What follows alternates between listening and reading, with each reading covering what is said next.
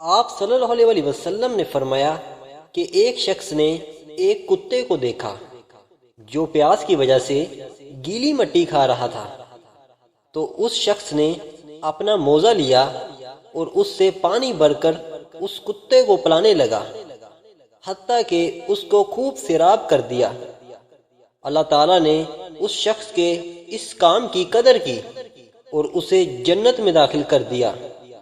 اگلی حدیث، رسول اللہ صلی اللہ علیہ وسلم نے فرمایا، بلا شبہ اللہ تمہارے لیے 3 چیزیں پسند کرتا ہے اور 3 ناپسند کرتا ہے۔ نمبر 1، وہ تمہارے لیے پسند کرتا ہے کہ تم اس کی عبادت کرو۔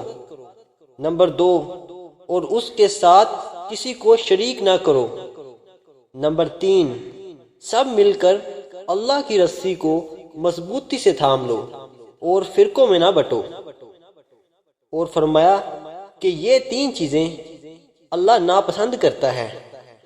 نمبر 1، تمہارے لیے فضول اور بیہودہ گفتگو کرنا ناپسند کرتا ہے۔ نمبر 2، کثرت سوال کو ناپسند کرتا ہے۔ نمبر 3، مال ضائع کرنے کو ناپسند کرتا ہے۔